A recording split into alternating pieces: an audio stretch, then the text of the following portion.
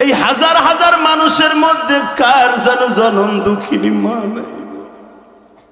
আমি একটা 12 বছর বয়সে মা হারাইনি, জীবনে মায়ের আদর কি আমি জিহাদি পাইনি।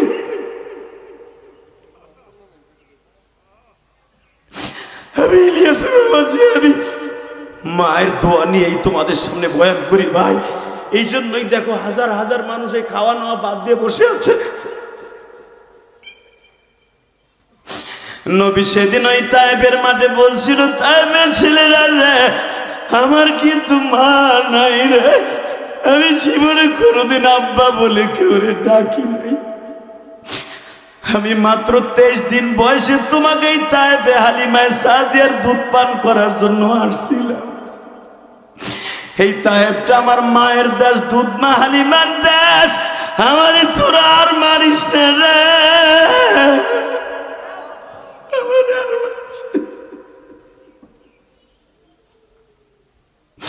আল্লাহ দেখো যারা এই মুহূর্তে কাঁদে মানি, ওই মাসকা মহিলা প্যান্ডেলে বয়া বয়া কান্দে আর বুঝায়, জিহাদি ভাই আমারও তো আব্বাসকে দুনিয়ায় নাই, আমার জনম দুঃখিনী মা নাই রে। মালিক এই দিনের বেলা ডিসেম্বরের 1 তারিখ টাঙ্গাইল কালীহাতি পাইকরা মুহাম্মদ আলী মাদ্রাসায় বসিয়া এই দিনের বেলা যারা কান্দে, এদের মধ্যে যাদের মা নাই বাবা নাই, আমার নবীর তো মা নাই রে। তায়েফের মাঠে যখন মায়ের খায় বাবা, আদ্দাস যখন আঙ্গুরের জুসটারে নবীর ঠোঁটের কাছে শোয়াইছে বাবা, নবী আমার লাভ দিয়ে কয়, আদ্দাস রে আমার কপালে আঙ্গুরের জুস নাই। যেই মানুষটার সিগনেচার ছাড়া কোন নবী হাউজে কাউসার খেতে পারবে না, যেই নবীর সিগনেচার ছাড়া কোন উম্মাত জান্নাতে যেতে পারবে না, আজকে সেই নবী পানি খাইতে যাইও খাইতে পারলে না। যন্ত্রণায় নবীর ঠোঁট দুটা মরিচের মতো জ্বলতেছে। আস্তে রেখে দিয়ে বলে, আদ্দাস রে আমি একটু তোমার তাঁবুর মধ্যে একটু শুয়ে থাকি, আমি দেখবো নবীর আশেক কয়জন আছে। আদ্দাস রাং তাঁবুর মধ্যে যখন নবী ঢুকলেন, তায়েফের ছেলেগুলো আবার তালাশ করতেছে, নবীরে মারবে। এই আমার নবী আবু জেহেলের ছোট ভাই হারেসকে বলতেছে, চাচা।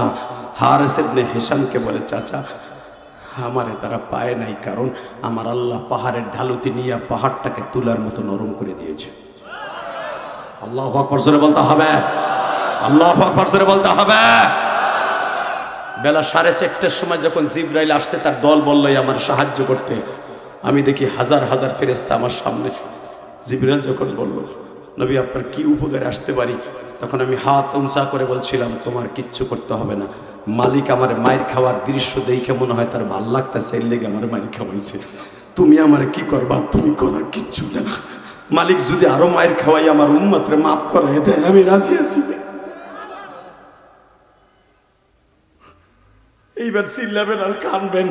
জিবরাইল 1,24,000 পয়গম্বর কারো মায়ের দেখে কাঁদে নাই।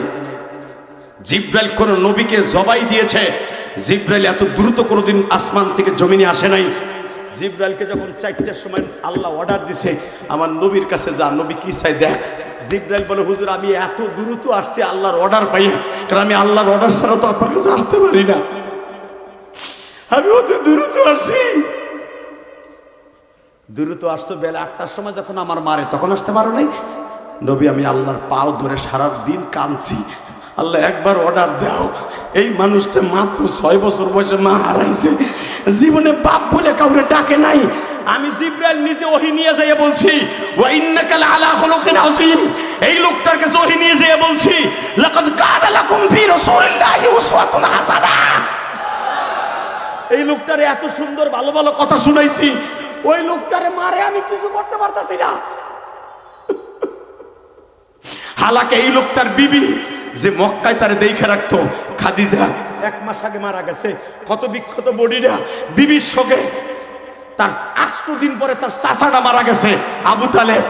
এই 2টা লোকের শোক সামলাইতে আসার জন্য এই তায়েফে আসছিল লোকটা সুস্থির নিঃশ্বাস ছাড়ার জন্য। সেই লোকটার এইভাবে তুমি মার খাওয়াইতেছো, আমার একটু কও আমি যাই। আল্লাহ বারবার বলছে আমি যা জানি তুই তা জানোস না। আমার নবী মায়ের খাবে, আর এই মায়ের কথা শুনে উম্মত গুলা সারা জীবন কানবে, আর যারাই কানবে তাদের জন্য জান্নাত আমি দলিল করব, তাদের জন্য জান্নাত দলিল করব, জান্নাত দলিল করব যুবক, তাদের জন্য জান্নাত দলিল করব। রক্ত গরম করে এখানে আওয়াজ দেয়, রক্ত আওয়াজ করে আওয়াজ দেয়। তোদের এই টাঙ্গাইল শহরে যদি আমার এই তাইবের মায়ের খাওয়া নবীকে, উম্মতের দরদি কান্ডারি নবীকে কেউ গালি দেয়, নবীকে ইন্ডিকেট করে কথা কয়, ওরে জায়গায় এসে যুবক কাকে রাজি আসা আল্লাহকে দুই হাত দেখায় দাও।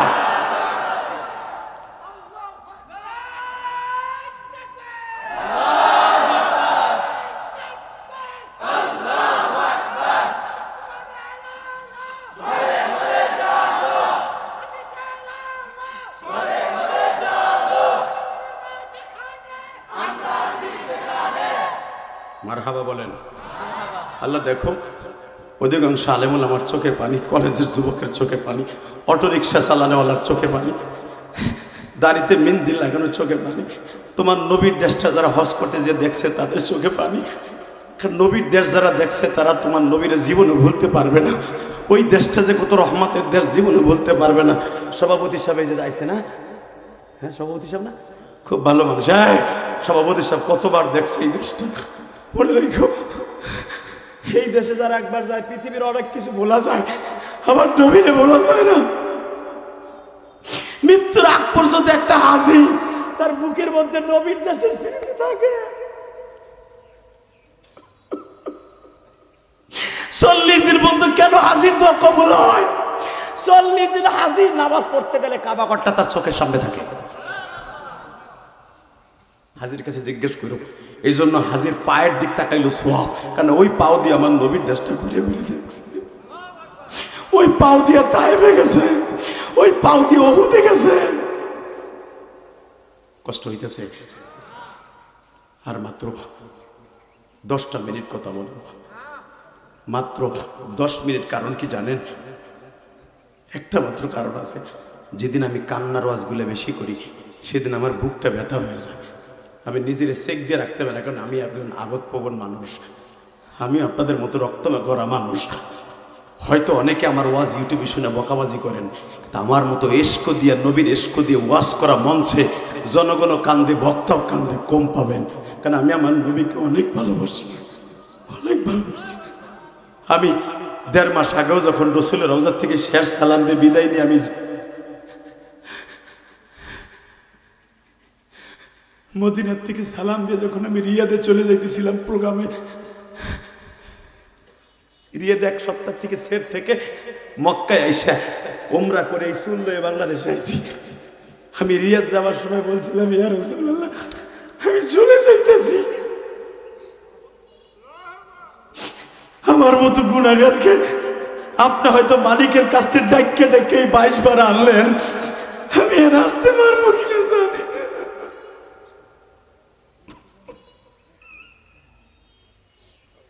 এই কথাটা শুধু আমি বলি না, প্রত্যেকটা হাজি বিদায় সালামের সময় বলে। জিজ্ঞেস করবেন রসুলের রওজার পাশ দিয়ে যখন গাড়িটা ঘুরে আখিরে সালাম দেয়ার বলে, নবী গো যাইতেছি যাইতেছি, আপনি আল্লাহকে বললেন আমি যেন আবার আসতে পারি, আমি যেন আবার আসতে পারি।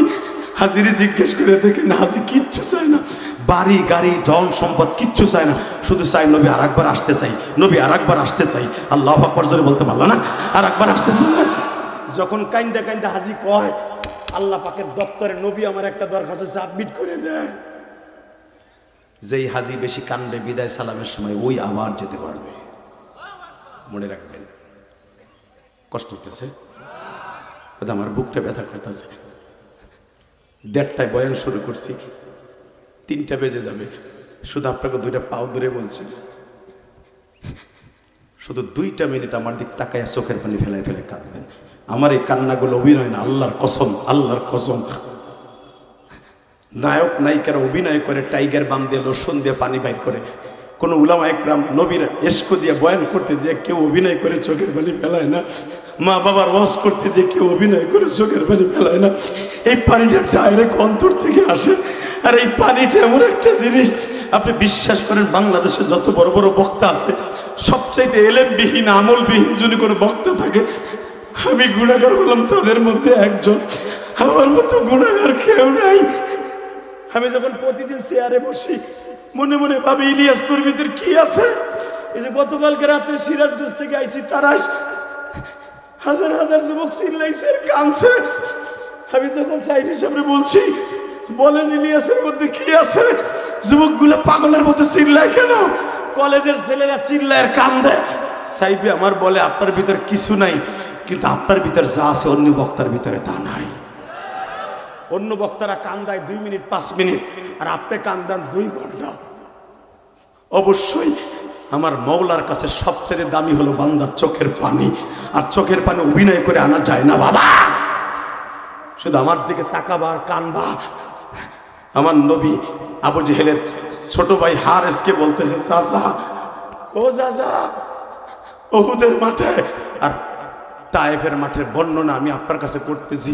হারেস কানতে কানতে কানতে, আপনারা যেরকম কান্তাছেন, আবু জেহেলের ছোট ভাই হারেসও কান্তাছে। লাস্টের কান্দাডুক পাগলের মতো কান্নায় দেখাবেন আমার নবীর একবার স্বপ্নে দেখার জন্য।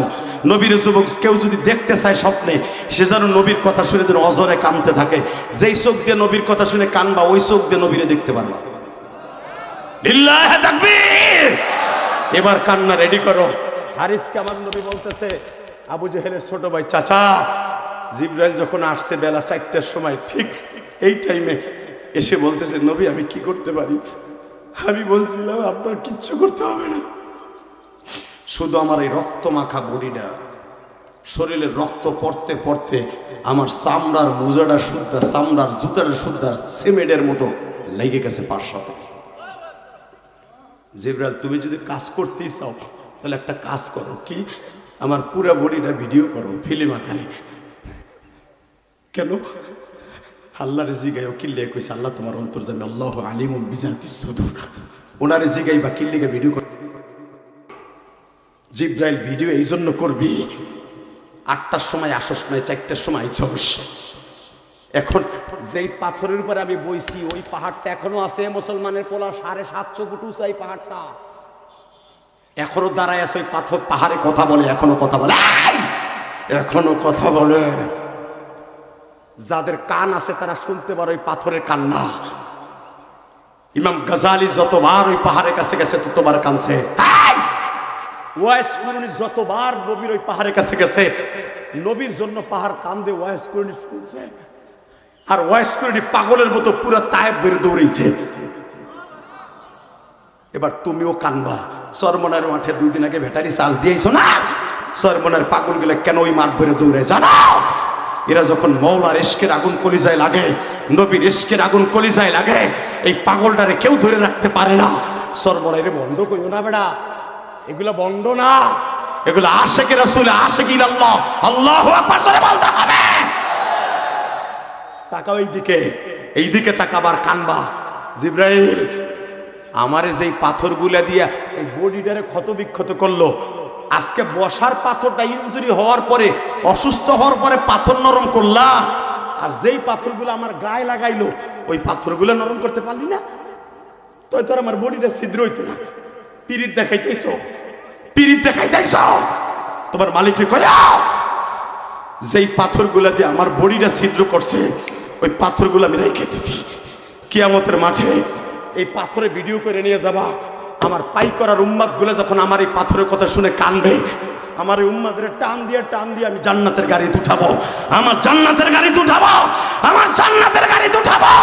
আর তাইবের বর্ণনা শুনে যারা চিল্লাবে আর তাকবীর দিবে, কাদিয়ানীদের কাফের ফতোয়ার দাবিতে আলেম ওলামাটাকে সারা দিয়া পাই করার থেকে টাঙ্গাই যাবে, ঢাকা যাবে, আমি নবী তাদের সুপারিশ করবো।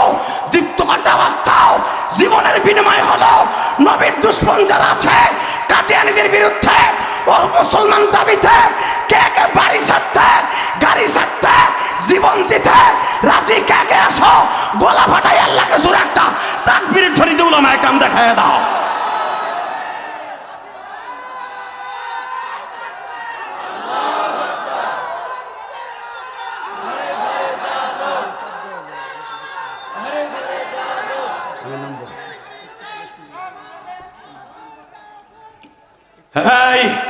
কাফের কাফের এইটা বলেন না কেন? এইটা বলা ফরজ, বলেন।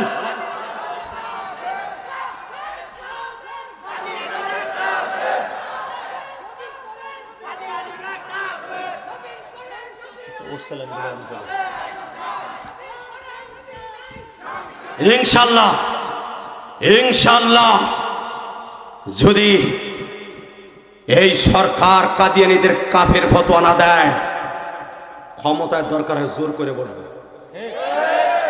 অন্তত 30 জন আলেমকে যেমনে পারি সংসদে নেব।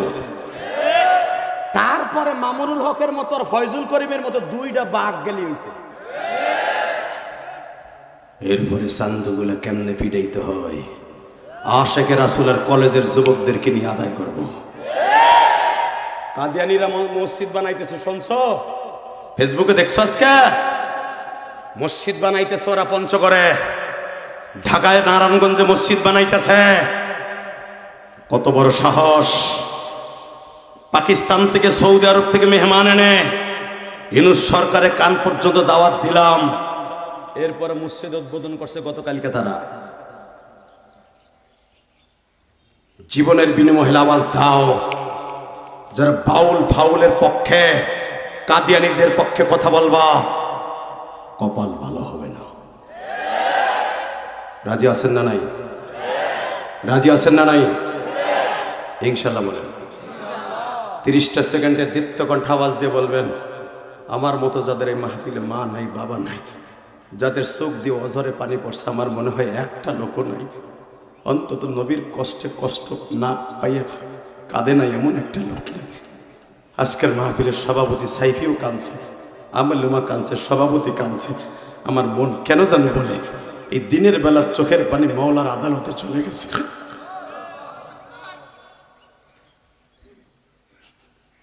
জিবরাইল, আমার এই অসুস্থ শরীরটা কিয়ামতের মাঠে বিশাল বড় স্ক্রিনে পাইকারার উম্মাদগুলো দেখাবা, সারা দুনিয়ার আশিকে রাসূলদেরকে দেখাবা।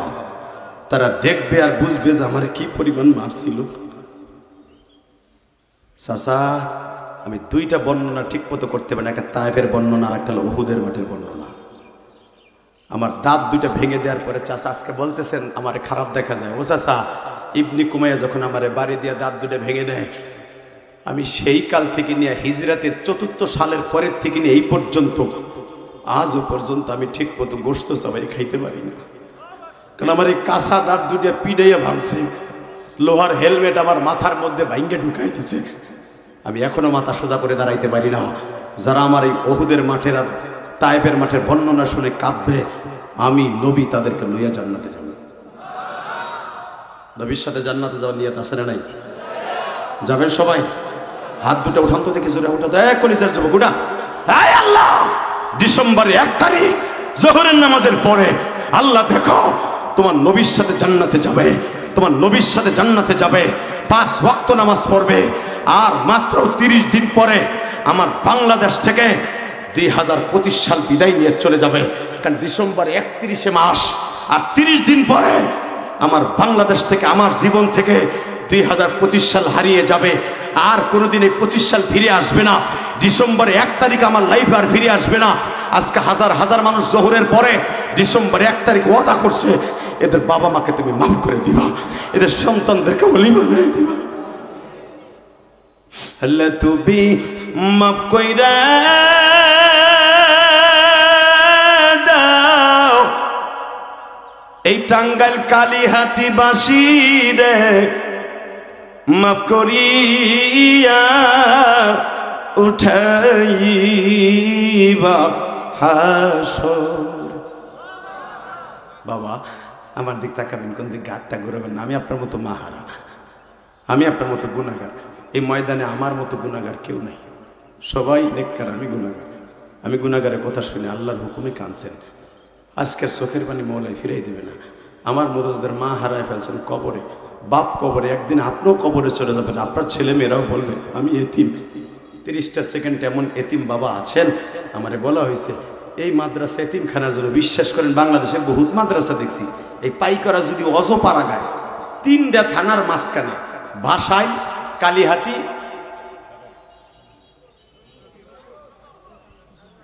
টাঙ্গাইল সদর, এই 3 থানা, আর এদিকে হলো সখীপুর, 4 থানার মাঝখানে পাইকরা। কথা কন না কেন? এই পাইকরা পাই করা, পাই পাই হাঁটি হাঁটি পাই পাই করতে করতে আজকে এত সুন্দর মাদ্রাসা। আলহামদুলিল্লাহ বলতে পারলেন না? নামও পাই, উঠছেও পাই পাই হাঁটি হাঁটি করে।